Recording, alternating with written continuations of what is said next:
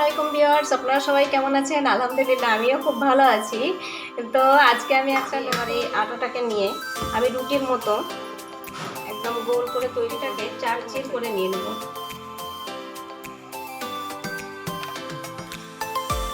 দেখতে পাচ্ছেন, একটা দুটো তিনটে চারটে, এবার দুই পাশে মুড়ে নেব এভাবে। এবার এটাতে পরিমাণ মতো চিনি, এটা দিয়ে আমি সিরাপ তৈরি করব।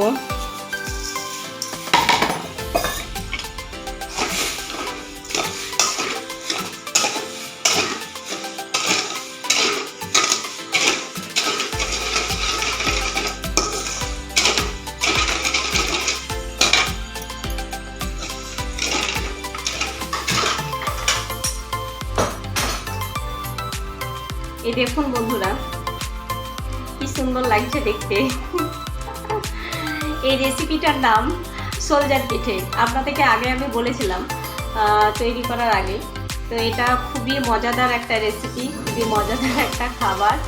আমার ছেলে মেয়ে এটা খুব পছন্দ করে, আর আমার হাজব্যান্ডও খুব পছন্দ করে। আমি এটা প্রায় তৈরি করে থাকি। এখন আমি সব কমপ্লিট করে নিয়েছি।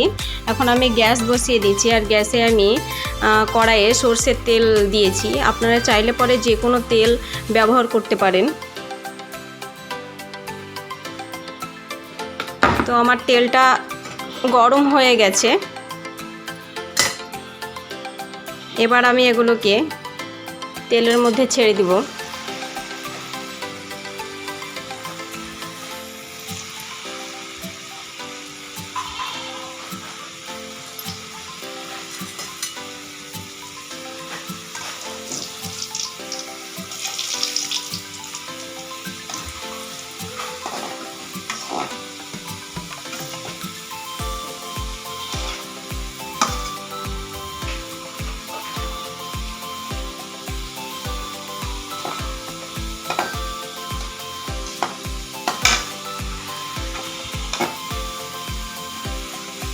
অল্প আঁচ দিয়ে ভাজতে হবে। বেশি আঁচ দিয়ে যদি ভাজেন তো হয়তো পুড়ে যাবে কিংবা তেতো লাগবে খেতে।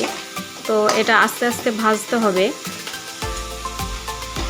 তাড়াহুড়ো করলে হবে না।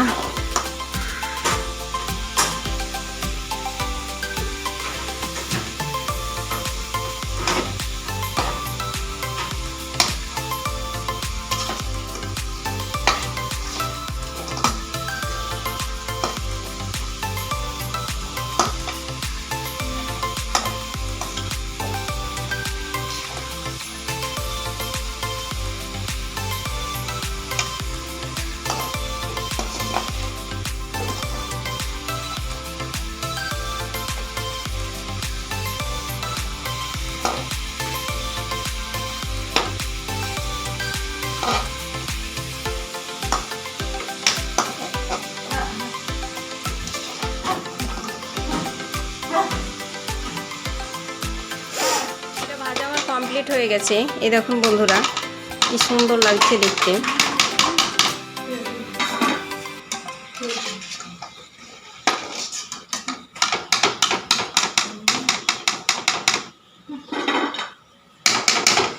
এভাবে আমি সবগুলো ভেজে নেব।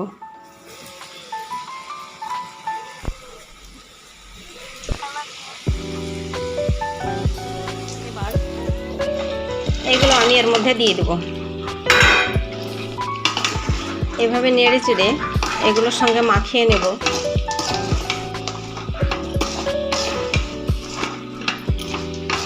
এভাবে খুব সুন্দর করে মাখিয়ে নেব,